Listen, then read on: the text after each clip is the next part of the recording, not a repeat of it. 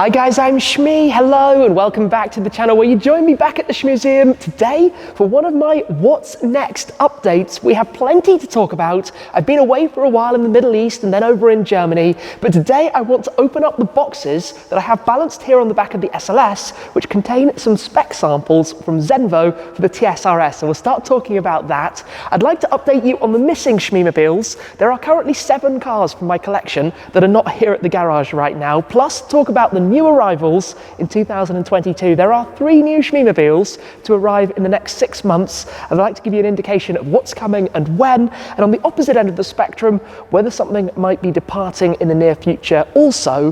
Plus, I think we need a bit of an update about the Shmuseum and the build and what's happening next with that. We've got a few big things coming in the next couple of months as well. So plenty to talk about, but let's go get these boxes opened up and talk spec options for the Zenvo.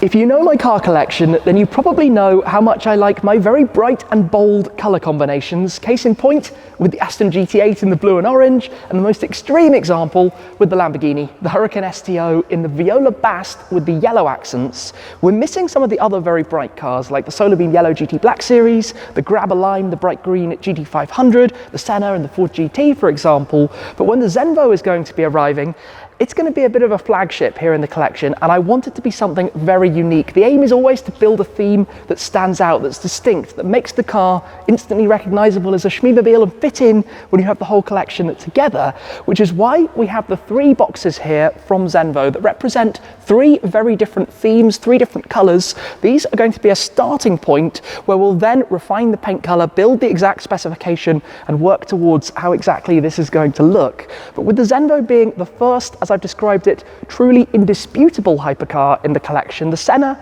sits a bit on that borderline of hypercar or supercar, depends who you are and how you look at it. The Zenvo with 1200 horsepower and the rarity is certainly a hypercar.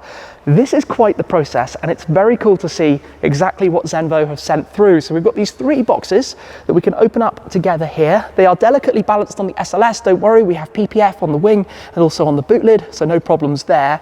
But let's open these up and have a look at exactly what we've got, starting with box number 1. So inside here, the first theme is going to be red. We've got a few paint samples. We've also got some accent colors and carbon fiber styles.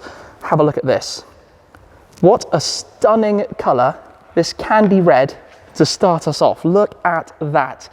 Now, I've chosen red as one of my theme colors because the national flag of Denmark is red, so it feels like a very fitting color for the car. We do have a few red cars in the garage, the GTR Roadster and the Ford GT, and this looks very similar to the liquid red of the Ford GT. I'd love to hold it up alongside the car, but we have another red here as well. I say red, perhaps more burnt orange, also to consider. Slightly lighter take. So red is basically the idea for theme number 1, but the depth of these paints from Zenvo is just phenomenal. If we move to box number 2, the theme here is going to be orange. Now, the idea for orange is because I only have 1 orange car in the collection, which isn't here, the Heritage RS, orange accents on the GT8, but no orange, supercars or standout cars, one of the missing colors you could say. So I've been playing a little bit with the idea of something like this. Now, there has been a fairly famous orange Zenvo in the past, but we've got 2 examples of orange here, this very light but super pearlescent and metallic color, and all of these colors are stunning. And then this more, again, burnt orange, slightly more amber. You can see the color theme growing here. Look at these colors though, look at these paints and the molds that represent the Zenvo body shape as well. If we continue through, we'll have a look at all of the extras, and these are some more carbon fiber samples as well. The third theme ties in to what I'm going to say is basically my favorite color. Now, if you go back on the Shmee 150 channel to the first time I ever wrapped a car, that was my Audi R8 Spider, and I wrapped it in midnight purple. The car that I've owned for the longest is my 675 LT Spider, painted in a bespoke one-off Orion purple, and I recently had the Cayman GT4 wrapped again in midnight purple from Inozitech. So I've always been a big fan of purple. I know it's a bit of a hit and miss color when it comes to cars, but theme number 3 is to go along the lines of purple, and of course the STO is, well, it's officially purple. It looks more pink, but it's purple actually when you look at the name Viola Bast. And I considered doing that car in one of two other Lamborghini colours, one being Viola Pacife and the other being Viola SE30, which was back from the Diablo. So what we have here are some purple samples, some lovely colours, again to check out. So let's open this up and have a look inside. Before we will get to the accents, but we start with this, and that is magnificent. That colour looks insane. I love that. Truly fantastic. And then we have this one as well. So these colours are modelled on the two aforementioned Lamborghini colours. Of course, they are distinct shades, but they give us a bit of an idea of where we're going. Red, orange, purple. This is going to be such a hard choice because I think everything will look amazing. So in terms of accents, we have, for example, white to make the colours of the Denmark flag. Red and white could look pretty good. We have silvers and whites here. Silver could work quite nicely against one of the oranges. And I'm thinking if I go purple, to go pretty Larry, to go with bright lime green. Now I go with that idea because I did actually think about speccing the STO in Viola Pacife, which is quite similar to this, with lime green. You might remember when I did my first spec at Lamborghini Broward in Florida, that's actually how I began before I changed it up a little bit. So I'm thinking that could work quite nicely on the Zenvo. Another option is the idea of this copper bronze. I mean, there are so many things that could work, so many things. And then we get to the tinted carbons, the purple carbon here. We've got the red carbon. You could also go with chopped carbon. If I can just pull this out, the chopped style.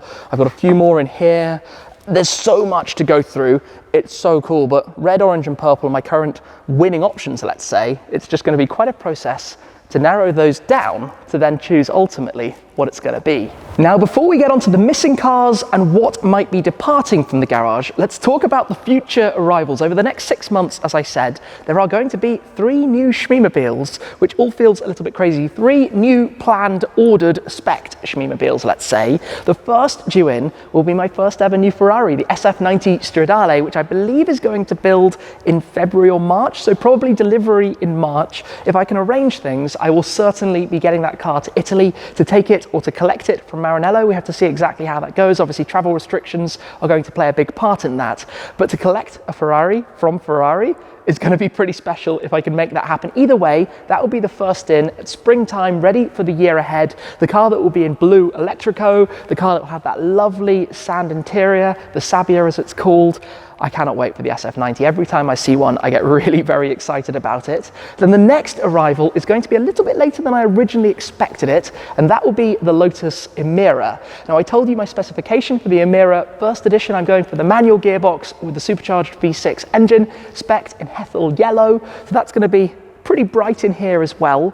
The Emiras, I believe, are going to start deliveries in May, June. And because I ordered it quite a while ago, mine is going to be right towards the front of that. So let's say, to be a little bit conservative, that it might arrive here in June, just in time for summer. Another car I cannot wait for.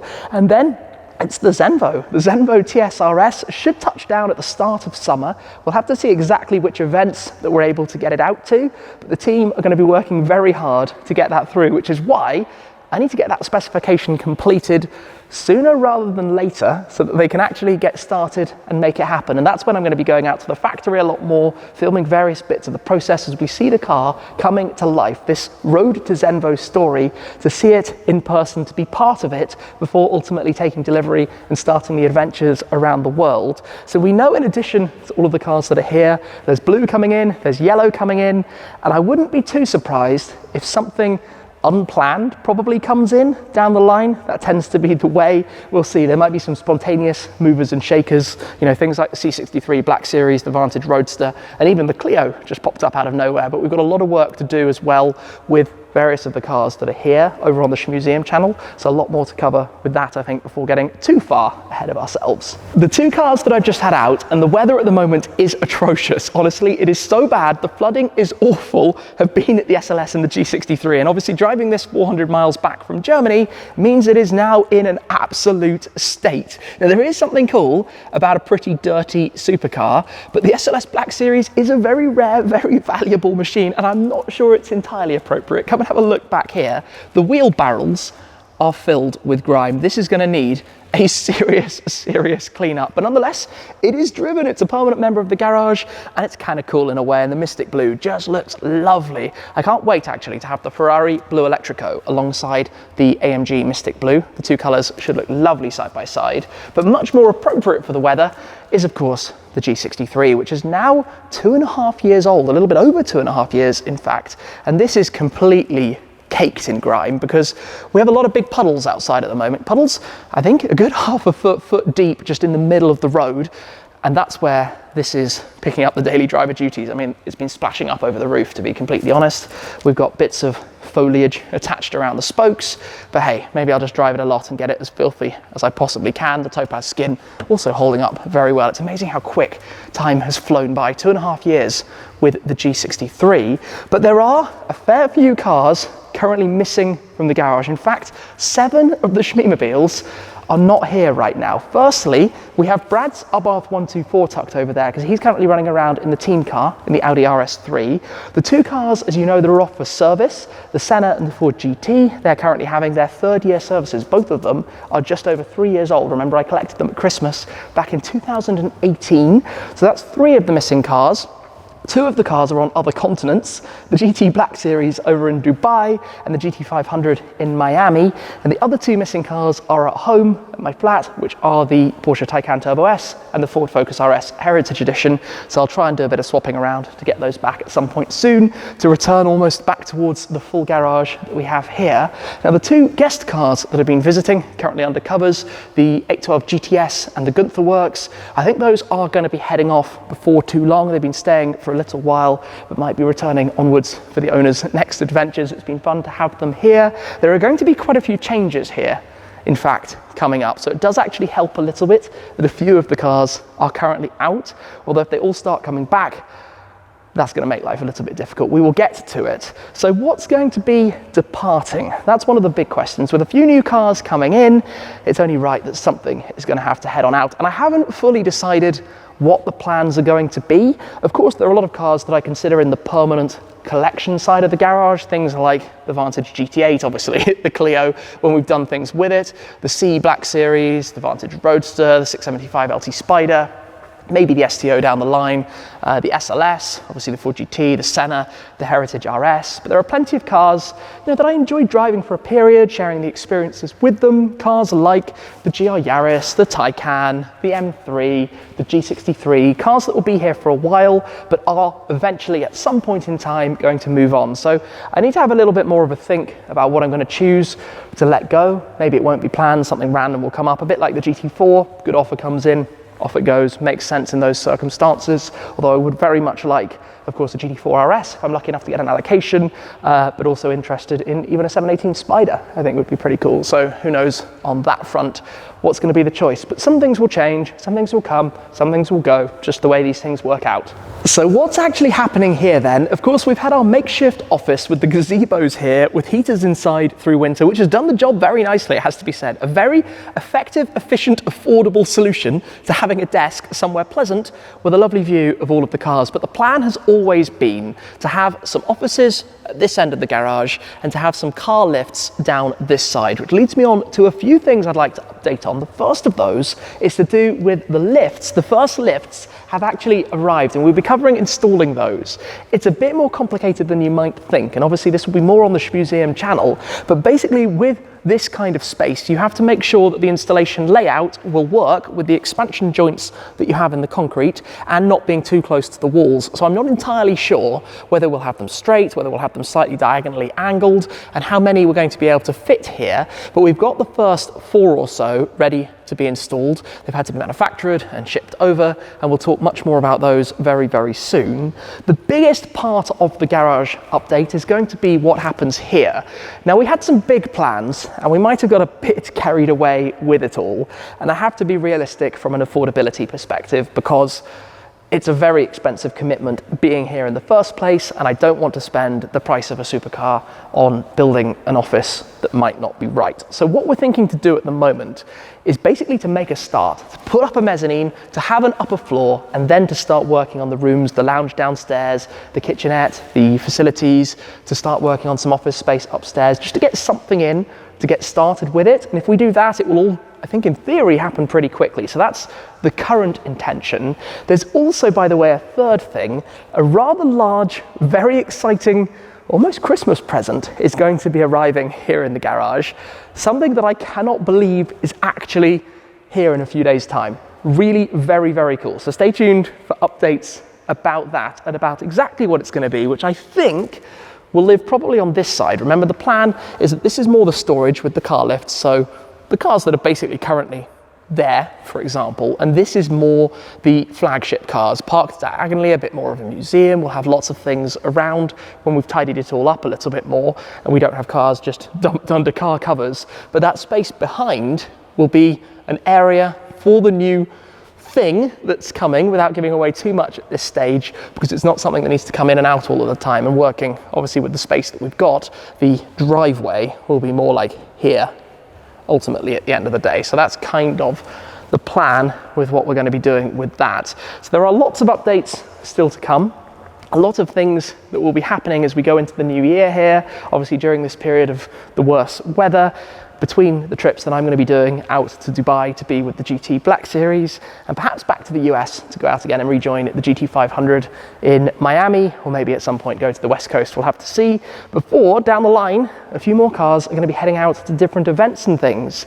But today I wanted to share with you a bit of a what's next, to give you some updates, to have a look through these paint samples, some really very, very nice colors, so many ideas to think about, to put together with different renders, mock them all up and work out what we're going to go with for the Zenvo TSR-S, but also to touch on the other cars, what's happening, the new arrivals, when they're going to be touching down, and what the plan is next here with the garage as well. In any case, guys, I hope you've had a very Merry Christmas. I'd like to also wish you a very happy New Year as well. But for today and the update, that is all for me. Thank you very much for watching as always. I appreciate your support an awful lot, and I'll see you again very soon. Cheers.